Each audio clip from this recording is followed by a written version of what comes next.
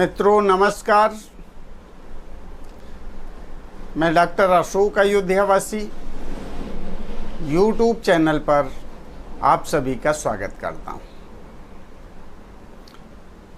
आज के वीडियो का विषय है घर वापसी। घर वापसी मतलब इसको गलत अर्थों में आप ना लें। मैं आज आयुर्वेद की ही चर्चा करूंगा और आयुर्वेद इतना समृद्ध है कि किसी भी विपरीत परिस्थिति में अगर आप आयुर्वेद नहीं छोड़ते हैं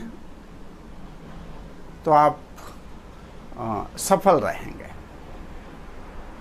आज के समय में सभी लोग लॉकडाउन में हैं, घर पर बैठे हैं, सरकार द्वारा दिए गए दिशा निर्देशों का पालन कर रहे हैं। हम भी दिशा निर्देशों का पालन कर रहे हैं और सभी को करना भी चाहिए। बैठे बैठे क्या करेंगे? समाचार देखेंगे। तो जैसे ही टीवी चालू होता है, जैसे ही दूरदर्शन हम चालू करते हैं, कोई सा भी चैनल खोलिए, उसमें प्रचार खूब भरपूर मात्रा में आता है। अब प्रचार चाहे सब्जी मसाले का हो या किसी भी प्रकार के मसाले का हो या फिर फ्रूट जूस हो, कोई मिल्क प्रोडक्ट हो या फिर कोई फूड सप्लीमेंट हो और या कोई आयुर्वेदिक औषधि या आयुर्वेदिक नुस्खा हो, एक बात कॉमन दिखती है। सभी लोग बोलते हैं इम्यूनिटी बढ़ाता है, हमारा प्रोडक्ट इम्यूनिटी बढ़ाता है, तो ये इसमें मिलाइए तो इम्यूनिटी बढ़ जाएगी। अब हर व्यक्ति केवल इम्यूनिटी की चर्चा कर रहा है, यहाँ तक कि चाय बेचने वाले भी इम्यूनिटी की चर्चा कर रहे हैं। अब कोई भी प्रोडक्ट ऐसा नहीं है जो इम्यूनिटी की चर्चा ना करता हो। मुझे तो लगता है कि कल कोई व्यक्ति आएगा, हमारी शर्ट पहनिए, उससे इम्यूनिटी बढ़ जाएगी।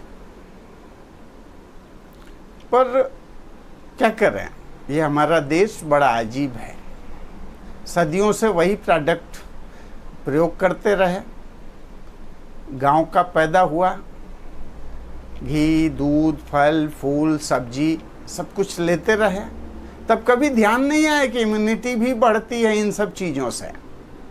और आज सबको ध्यान आ रहा है इम्यूनिटी बढ़ती है। हरी सब्जियां खाइए तो इम्यूनिटी बढ़ती है, दालचीनी लीजिए इम्यूनिटी बढ़ती है, जीरा लीजिए इम्यूनिटी बढ़ती है, गिलोय लीजिए इम्यूनिटी बढ़ती है, यानी रोग प्रतिरोधक क्षमता बढ़ती है। तो क्या पहले नहीं बढ़ती थी? बढ़ती थी, लेकिन तब हमें कभी टेस्ट पसंद नहीं आता था, कभी रंग पसंद नहीं आता था, कभी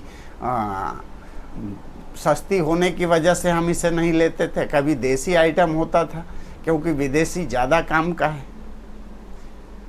तो आज वही देसी हमारे काम में आ रहा है। इसलिए मैं कह रहा हूँ कि आज प्रकृति बोल रही है घर वापसी करो। आपकी जो चिकित्सा पद्धति है बहुत समृद्ध है, आयुर्वेद बहुत ही समृद्ध चिकित्सा पद्धति है। आयुर्वेद की ओर लौटो।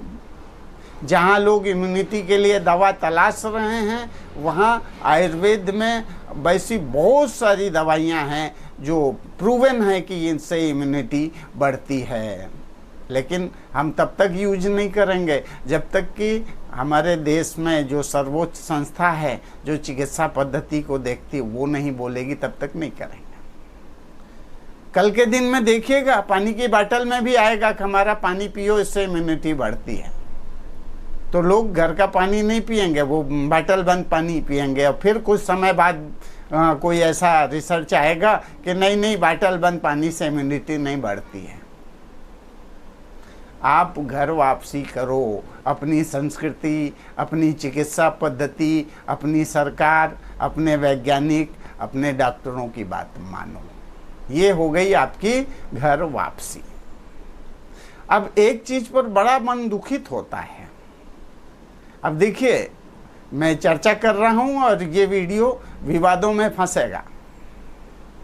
आप किसी भी वैज्ञानिक या किसी चिकित्सा वैज्ञानिक या फिर किसी डॉक्टर से पूछिए इम्यूनिटी के बारे में कि जो सिजेरियन से पैदा होते हैं, जो ऑपरेशन से बच्चे पैदा होते हैं, उनकी इम्यूनिटी कम होती है, वो बताएंगे।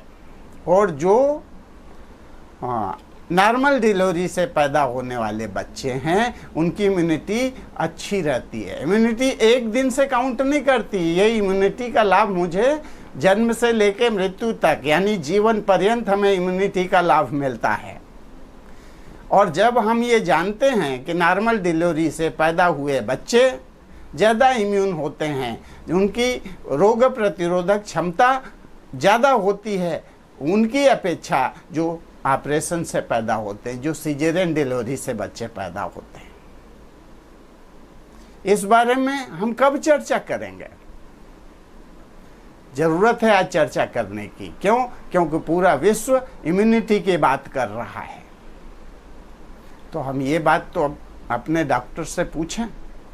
जब भी डिलीवरी के लिए हम अपने घर की किसी महिला को हॉस्पिटल ले जाएं, उस डॉक्टर से पूछें कि डॉक्टर, सिजेरियन से पैदा होने वाले बच्चे की इम्यूनिटी ज़्यादा अच्छी रहती है या नॉर्मल डिलीवरी से पैदा होने वाले बच्चे की?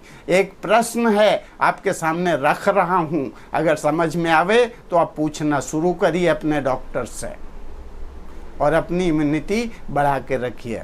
देसी चीज़ें खाइए, घर की चीज़ें खाइए, बाज़ार की चीज़ें मत खाइए। अपनी दिनचर्या व्यवस्थित करिए, अच्छा व्यायाम करिए, ताज़ी हवा में सांस लीजिए, सरकार के नियमों का पालन करिए, स्वस्थ रहिए। इसी आशा के साथ में मैं अपनी बात समाप्त कर रहा हूँ। जय धन्वंतरी, जय आयुर्वेद।